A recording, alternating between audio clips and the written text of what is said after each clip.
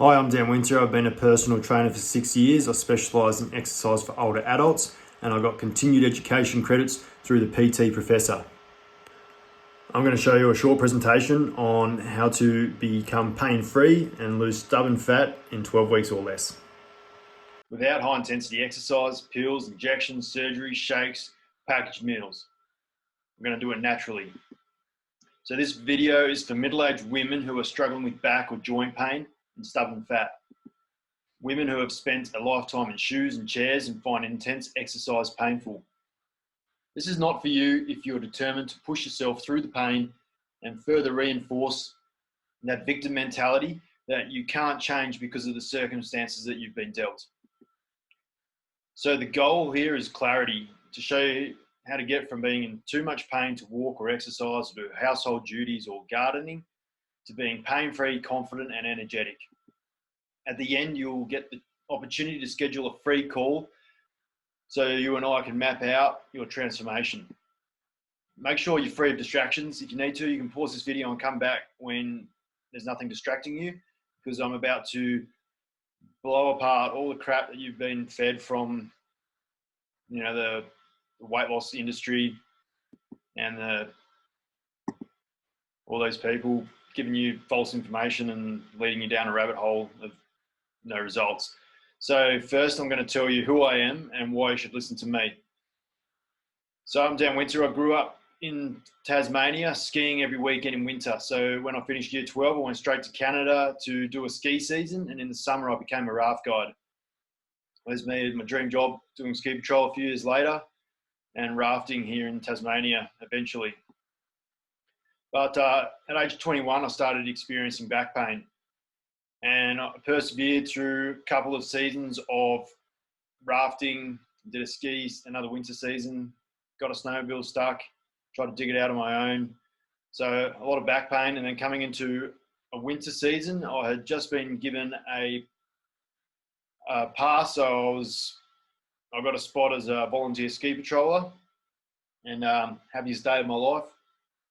I'd been told by a doctor that it was just meniscus. So a month later, I waited for the swelling to go down and hobbled around my house until it was better. Tried skiing again, tripped in a hole, felt like my ski had come off and I was looking behind me for my ski, but it was my knee giving out and hyperextending. And so eventually I found out that I had ruptured my ACL. Now, the first person I went and saw was a shiatsu therapist, and they don't diagnose, they don't do scans or anything, but without even watching me walk in the room, he just asked, how's my back? And I found that super interesting, that he linked it directly to the pain in my back. And in the treatment, he was addressing the knots and tension in my back. So waiting for surgery, well, I had a few insurance issues between Tasmania and Canada. So there was a few setbacks there. Eventually I got healthcare in Canada, but I decided to work a rafting season. So I hadn't worked for a year before I got the surgery done. And in that time, I was seeking treatments for my back. So I was going to the chiropractor, I was going to acupuncture, trying these things to sort my back out.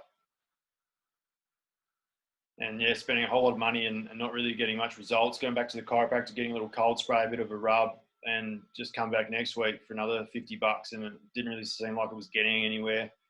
And then eventually, through my going to the doctor, getting an x-ray, and then coming back a week later for the results, and told I need to get a CT scan, and then told to go see the surgeon. The surgeon was so good, I didn't need an MRI, but then as soon as I saw the surgeon in November, he said, first thing you need is an MRI, and he could operate in February, but decided not to wait around in Canada, so I came back home. The first surgery turned out to be loose, so I was waiting for a second surgery. I started studying kinesiology, shiatsu, and that's when I completed my personal trainer certificate. Eventually, I found a physio who taught me how to activate my core, and that's how I managed to start moving around and becoming back pain free.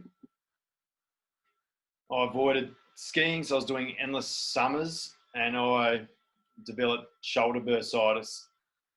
And Then I tried to give the rafting a rest. I went back to ski patrol. And then the following summer season, I did a season of forest firefighting in Canada, in Alberta. And that's when I set off the bursitis again. So I was, starting to go to physio, more expensive appointments. And then I just decided to dive in and educate myself on my own anatomy and my own mechanics so that I could continue moving in the gym pain-free, because without some sort of exercise every day, you're left wide awake at night, you're mentally tired but not physically tired, so you just get in a bad rhythm of not being able to sleep. But if you do the wrong exercise to exhaust yourself, you end up in pain and you can't sleep anyway.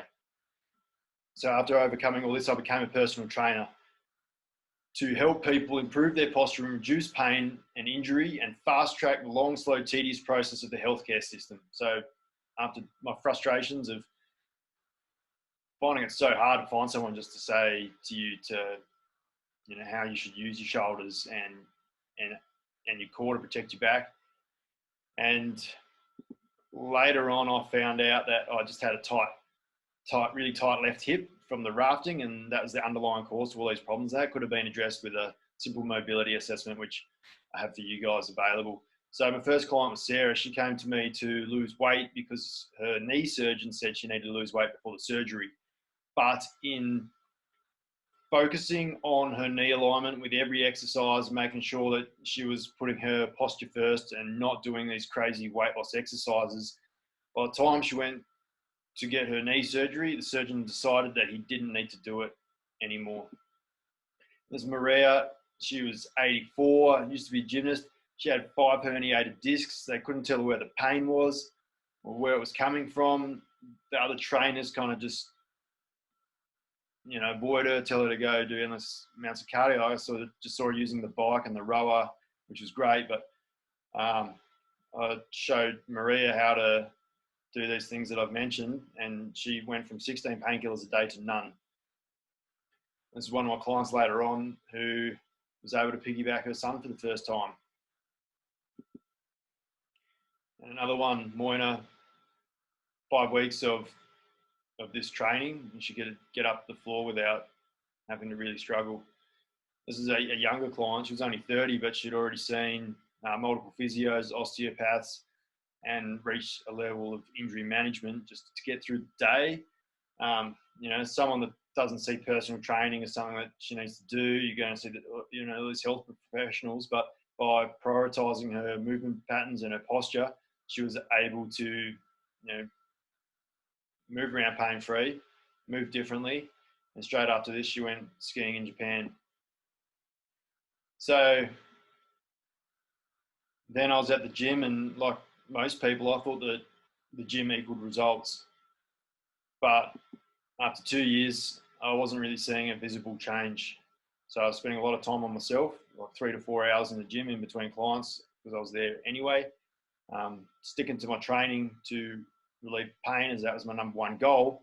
But, I kind of expected all that time in the gym to start seeing some visible results, get this body that I kind of wanted since I was younger, but kind of got sidetracked by my active or my lifestyle, all the parties and things you go to when you're younger.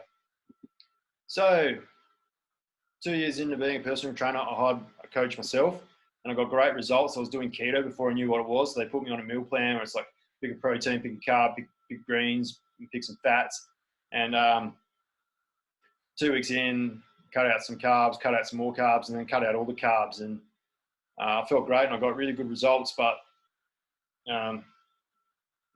people make up all these silly ways to do keto, but it's really just eating meat and veg all the time. So I didn't want to do that as something long term. So I studied carbs and insulin, how they relate to your body. So you don't need to fear carbs. They're not the issue. If you understand them, don't put them all in a blanket statement. We'll get onto that in a minute. So I went on stage 3 times to show you what I was doing. These bodybuilding competitions, wouldn't really consider myself a bodybuilder, but they have all these different categories. So there I am on the poster. You can see my results there. And then down the bottom corner here, I did one competition carb-free and then another one meat-free, just to show that it's possible, meat and dairy-free. So plant-based diet. It's not really one diet's better than the other. It's just to show that if you apply the right principles, you can pick any kind of vehicle, just knowing how to get to your destination. So a lot of you are thinking you're a 30-year-old male, right? But here's some results I got for Andrea, 52-year-old grandmother. Same thing, like she couldn't use her hands, so she couldn't do a lot of classic gym exercises. So she's reduced to using the treadmill. She's trying to run on the treadmill, hurts her hamstring.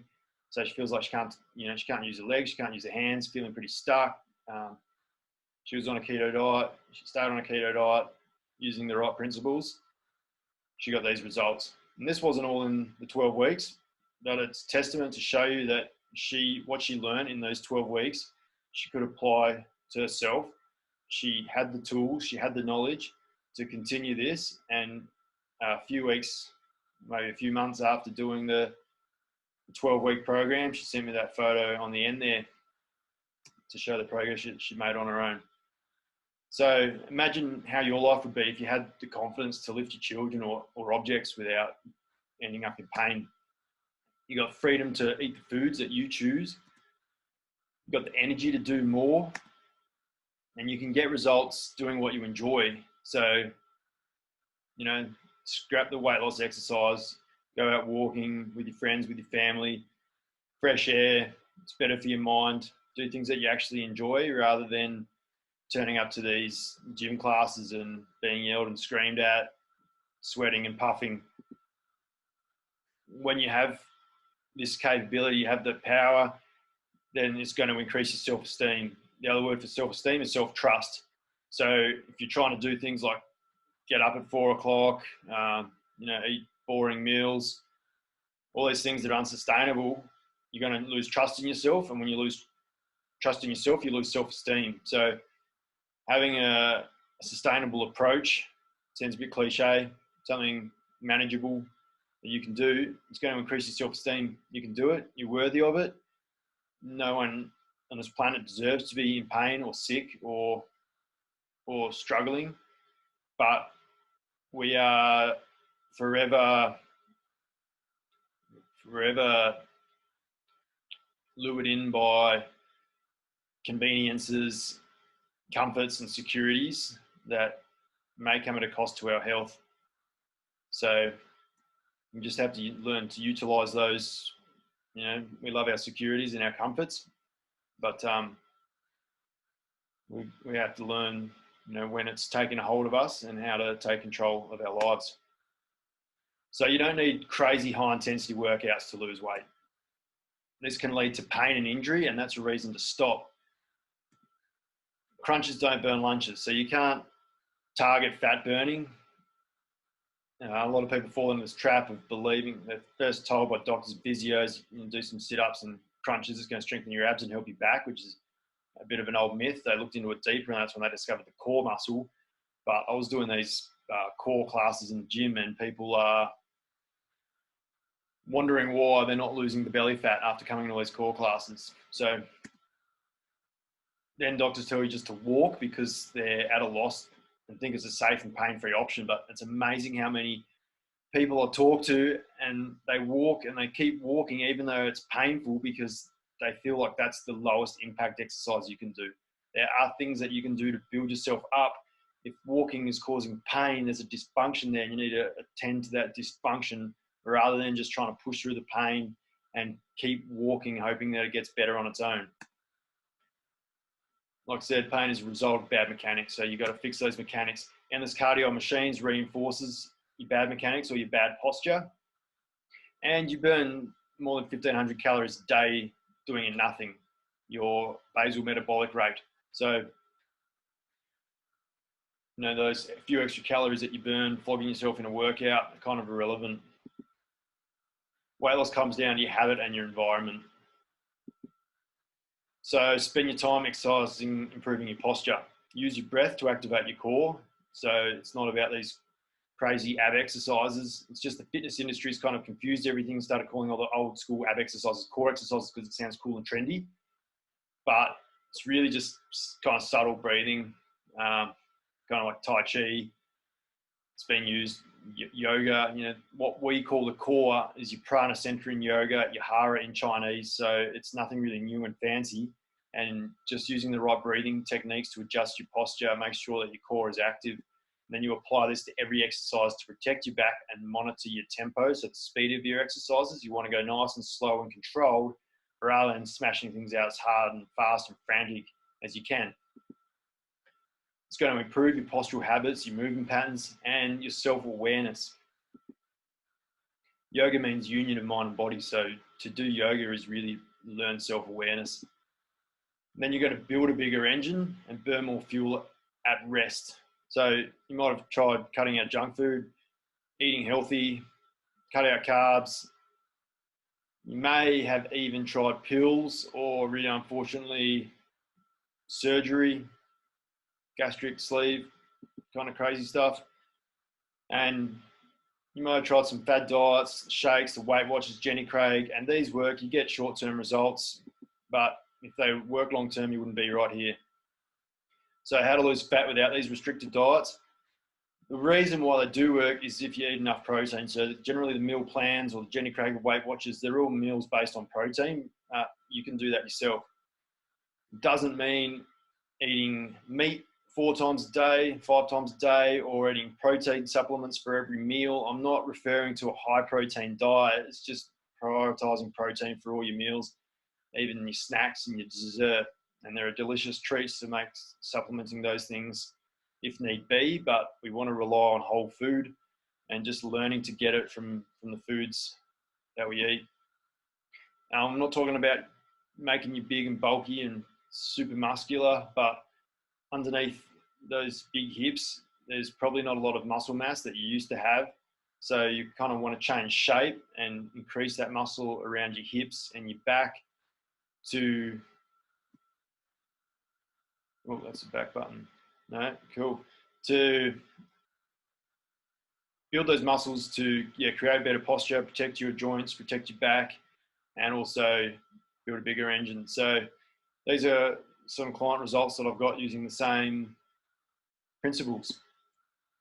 So hopefully by now you can see how those principles can work for yourself. So even if you've got arthritis, scoliosis, ruptured herniated disc, degenerative disc disease, bursitis or sciatica, you might be afraid of making these conditions worse or injuring yourself through your exercise, but teach you the right things, and it's a step-by-step process of building you up, building the right habits. And if you improve your posture, improve your alignment, then you're going to relieve these symptoms of these kinds of things. You might have tried doing the exercises or physio in the past. Physios kind of give you a little bigger picture, and it's not a lot to go by. It doesn't really teach you how to do things properly. And it's more about the intention than the right exercise. So a lot of people say, I've done this exercise or that exercise, but you really need to understand what you're trying to achieve, and you're trying to, like I said, get that awareness. So if you're not feeling in the right place, then it's not working when you need to modify those. So working alongside with me, we can continue to modify your exercises until it's something that's going to be safe and effective.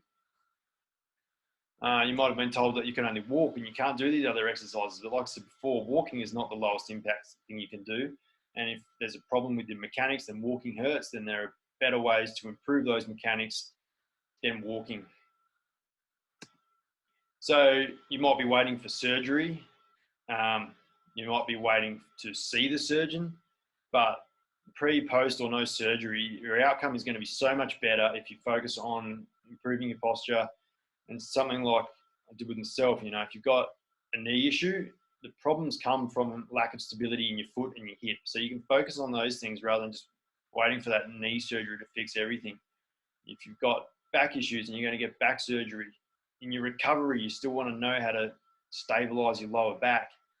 Otherwise, if you get a fusion, you're just going to exacerbate the problem above and below that fusion. Even if you feel like you're just getting older and there's things that you can accept, but look at people that are, really getting older, relying on walking frames just to get around.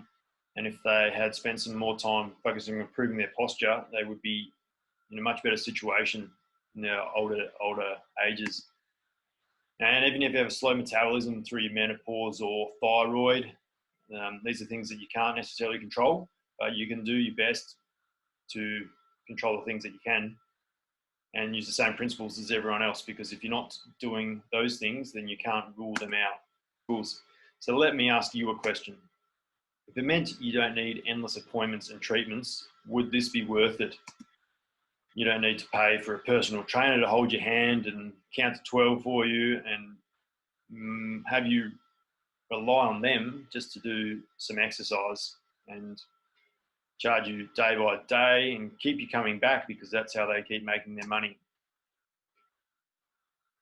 Would it be worth it if you can get results doing activities that you enjoy? So getting out and hiking and doing these other things, rather than feeling like you need to go and do some silly weight loss exercise or some class in a sweaty room full of sweaty people. And you can eat with your family and friends. So like I said, in the future, it can save you from needing mobility aids and maybe even ending up in a wheelchair. Would it be worth it if you could be confident and energetic? Would that change your life? So do not schedule a call if you just need motivation. So by now, hopefully I've demonstrated that if you're not getting results, then you're not doing the right things. So the results are what are going to get you the motivation, and my job here is to help you solve problems. I'm going to check in with you and hold you accountable, but you need to be self-motivated to get these results, to get yourself out of pain and to be more energetic. And if you're going to highlight all the problems that you are facing without doing the tasks that are set and keep relying on them as a reason why you're not getting results, then it's not for you. And if the cost of staying as you are is less than a short-term investment, then it's not for you. But you can book a call if you're ready to find solutions to your problems. You're motivated but need guidance. You don't see your obstacles as excuses. So a lot of people just feel like they're making excuses and they need to stop these excuses, but they're guidelines, they're your non-negotiables. So we're just going to find solutions to work around those if we can, rather than just blaming it on making excuses and trying to not make excuses. So on the call, I want to get to know you, where you are, where you want to be, what you've tried and why it hasn't worked. And if you're a good fit, if I feel like I can help you, then I'm going to explain how everything works and the next steps that we take from there. So I look forward to seeing you on the call and getting some great results.